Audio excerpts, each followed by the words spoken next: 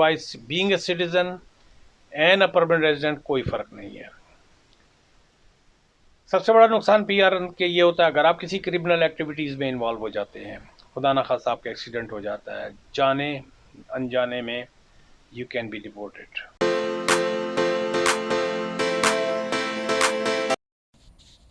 जी viewer, तो ये मैं वीडियो बना रहा हूँ कि पीआर लेने के बाद आपके ऊपर क्या ऑब्लिगेशंस होती हैं, कैनेडियन सिटीजनशिप लेने की क्या बेनिफिट्स होते हैं, और आपको पीआर जो आपका 5 साल के लिए होता है उसके लिए उसके अंदर आपको कितने दिन के लिए यहाँ पर रहना पड़ता है। आप जब पीआर लेते हैं तो किस वजह से लेते हैं, क्या ज़रूरत पड़ती है? या तो इनकी 3 सूरतें मोस्ट ऑफ द टाइम ये होती है, या तो आप यहाँ पर permanent I mean Canadian study permit पे आए हुए हैं, या आप टेम्परेरी फॉरेन वर्कर हैं, या फैमिली रीयूनियन का स्पॉन्सरशिप वगैरह का जो चक्कर होता है उसके लिए आप यहाँ पर आते हैं। अच्छा, जब आप यहाँ पर आ जाते हैं तो आपका बैक एंड फोर्थ कंट्री के साथ बहुत ज़्यादा ताल्लुक़ रहता है, क्योंकि आप अब नए नए यहाँ पर आए हैं, आपकी वहाँ पर पिछले जहाँ से आप आए हैं बैक होम, वहाँ बहुत सारी कमिटमेंट्स थी, बिजनेस हो सकता है, आपकी वहाँ पर अभी भी फैमिली है, या कोई प्रॉपर्टीज़ हैं जिनको आपको मेंटेन करना होता है, किसी वजह से आप राइट अवे तो हर चीज़ को डिस्पोज आप नहीं कर पाते हैं, तो उसके लिए आपको बैक एंड फोर्थ होना पड़ता है। और अगर आप कैनेडियन सिटीज़न हो जाते हैं तो आपको क्या बेनिफिट होता है, अगर आप ये जो ऑब्लिगेशन है आपके ऊपर, जो हर 5 साल बाद आपकी रिन्यूअल आ रही है, या आप 735 डेज या 730 डेज, जो पूरे पूरे 5 साल में 2 साल बनते हैं from the time of your arrival, तो क्या नाम है, आपको परमानेंट रेजिडेंसी इतनी तो आपको मेंटेन करना ही करना है, इतने दिन तो आपको यहाँ पर रहना ही रहना है। लेकिन अगर आप किसी तरीके से सिटीजनशिप ले लेते हैं तो उसके क्या बेनिफिट्स हैं? उसके जो सबसे बड़ा बेनिफिट जो होता है वो आपके पासपोर्ट का होता है। हेल्थ कवरेज, पीआर हैं तब भी आपको मिलती है, सिटीज़न है तब भी आपको मिलती है। वोटिंग राइट्स, आपको सिटीज़न होने के बाद आपको वोटिंग राइट्स मिल जाते हैं। आप यहाँ के पॉलिटिकल सिस्टम के अंदर इंगेज हो सकते हैं। आप किसी भी मेंबर ऑफ पार्लियामेंट का इलेक्शन लड़ सकते हैं।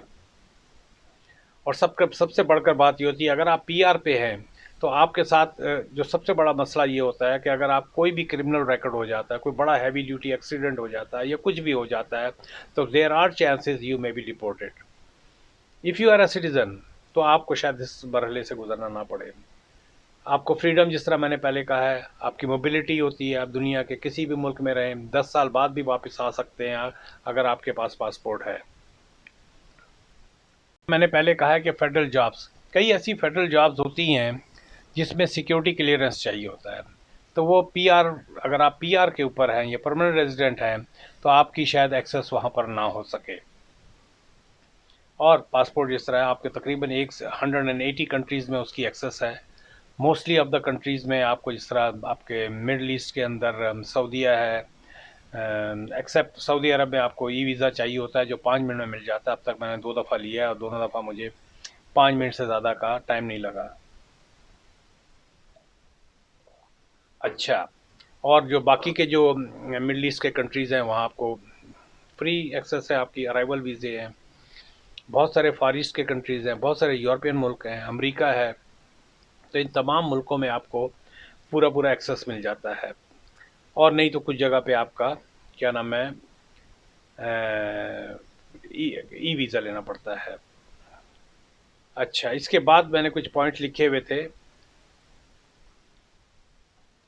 अगर आपके पास कैनेडियन पासपोर्ट है तो सबसे बढ़कर जो बेनिफिट होता है वो आपको ये होता है कि सर्दियों में, जैसे मुझ जैसे लोग जो होते हैं, इस दफ़ा विंटर में मैं नहीं जा सका, आप किसी वार्म कंट्री में जाके रहें।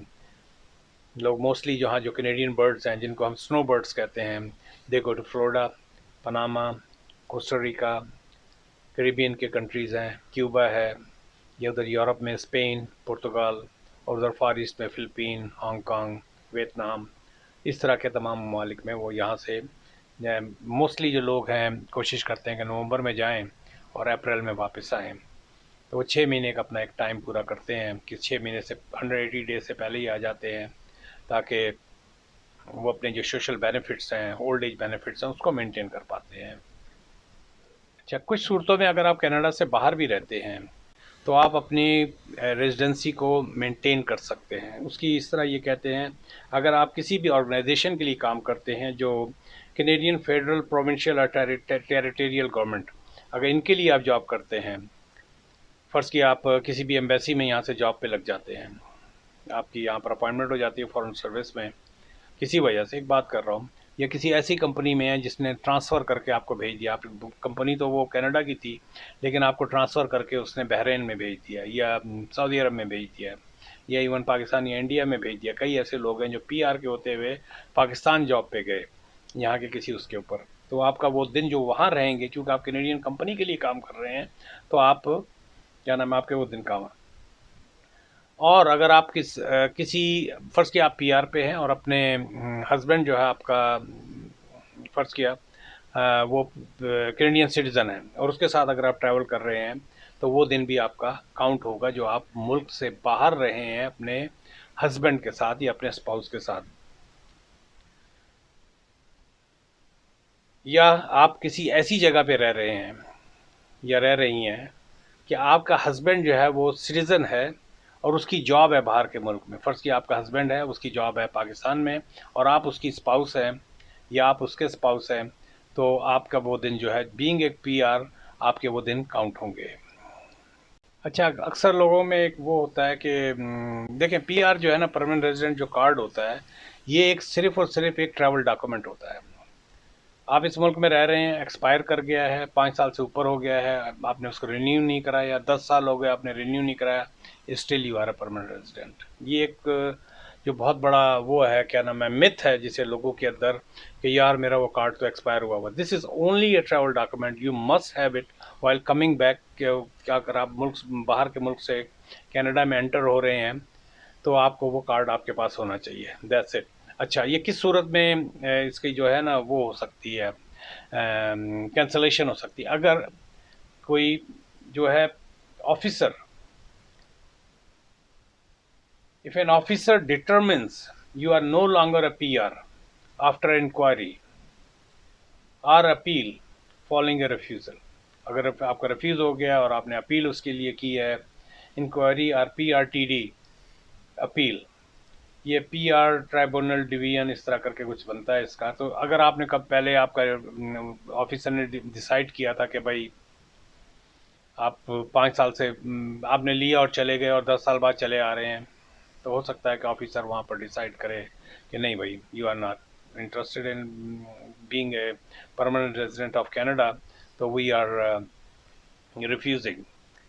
ऐसे भी केसेस हुए हैं, मैं बहुत पर्सनली जानता हूँ कि बंदा 5 साल में मुश्किल से कुछ दिन या कुछ महीने रहा बैक एंड फोर्थ कनाडा ने आने, एक्सपायर होने से कुछ दिन पहले वो कनाडा में आया, उसके बाद उन्होंने उसको कोर्ट डेट दी, वहाँ पर 1.5 घंटे उसका इंटरव्यू हुआ। तो you have to be very fair, यहाँ कोई दुश्मन नहीं बैठे हुए आपको, उनको अच्छे लोग चाहिए यहाँ पर।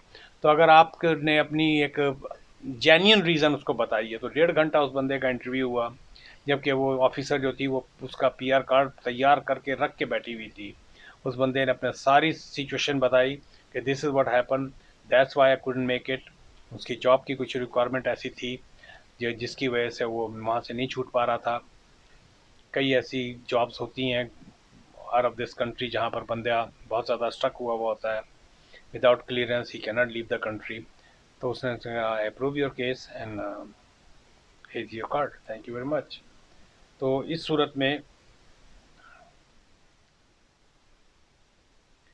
योर स्टेटस, या हाँ सर, इसके बीच में एक बात आ जाती है, अगर आप वॉलेंटरली अपने आप ड्रॉप कर दें, आप कह दें कि जी thank you very much, I am not interested any more, मेरे जो है ना छिक्का लग गया अमेरिका के अंदर, या मेरा छिक्का लग गया कहीं और पे ऑस्ट्रेलिया में या जापान में, I want to prefer to live there, I am no longer interested to be a permanent resident of Canada. एक तो वो हो जाता है। या इसके बाद अगर आपके रिमूवल ऑर्डर आ गए किसी वजह से, जिस तरह मैंने पहले कहा था कि किसी वजह से आपके ऊपर कोई केस आ जाता है और आपके रिमूवल ऑर्डर आ जाते हैं, तो उसके बाद भी। अच्छा, even if you do not meet the residency obligation, जिस तरह मैंने अभी पूरी एक मिसाल दी है, तो उसके बाद आगे इसने यही बताया। ये मैं आपको बता देता हूँ ये कहाँ से मैं ये आपको बताता हूँ कौन सी साइट है। मैं इससे इनके साथ मैंने अपने आप को वो किया हुआ है, इमिग्रेशन न्यूज़ कनाडा। तो इनकी तरफ से जो है ना सब्सक्रिप्शन अगर आप कर दें, इनके पास जो भी चेंजेस आ रही हैं तो you have you get the update from them. अच्छा, उसके बाद आपका क्या है, जिस तरह मैंने पहले कहा कि अगर आपके रिमूवल ऑर्डर आ जाते हैं तो आपको क्या नाम है निकलना पड़ेगा। Even if you don't meet the residency obligations, you will still stay a PR until an official decision is made on your status। वही पहली वाली बात आ गई, जिस तरह मैंने कहा जब तक ऑफिसर एक डिसाइड ना कर दे, ये ऑफिशियल डिसीजन ना आ जाए कि नो भाई sorry you are not a permanent resident anymore. तो मैंने कई केसेस इस तरह के सुने हैं, कई केसेस ऐसे भी हुए हैं मैं जानता हूँ, जो सऊदी में या दोहा कतर में या इधर उधर काम करते रहे, उनकी फैमिली यहाँ पर रह रही थी, वो बैक एंड फोर्थ आते थे, उन्होंने रेजिडेंसी एप्लीकेशन को नहीं की तो कैंसिल कर दिया उन्होंने उठा के। उन्होंने कहा your family is here, we will still you can come on visit visa, you don't have to, you don't need a PR permanent residency. और वही हुआ कि उन्होंने अपनी जॉबों को कंटिन्यू रखा, विजिट वीज़े पे आते थे वो, और वो फिर बाद में फैमिली ने स्पॉन्सरशिप, बच्चे उनके सिटीजन हो गए, बीवी सिटीजन हो गई, and they meet the obligation and they became permanent resident again। तो चलें भी, और एक ये एक ऑब्लिगेशन के प्रति इसको मैं नटशेल में शॉर्ट उसमें बताता हूँ। यू मस्ट हैव 730 और 735 डेज सवाए वोटिंग राइट्स के और कुछ फेडरल जॉब्स के, otherwise being a citizen and a permanent resident कोई फर्क नहीं है। सबसे बड़ा नुकसान PR के ये होता है, अगर आप किसी क्रिमिनल एक्टिविटीज़ में इन्वॉल्व हो जाते हैं, खुदा ना खास्ता आपका एक्सीडेंट हो जाता है, जाने अनजाने में यू कैन बी डिपोर्टेड, आपके रिमूवल ऑर्डर आ सकते हैं।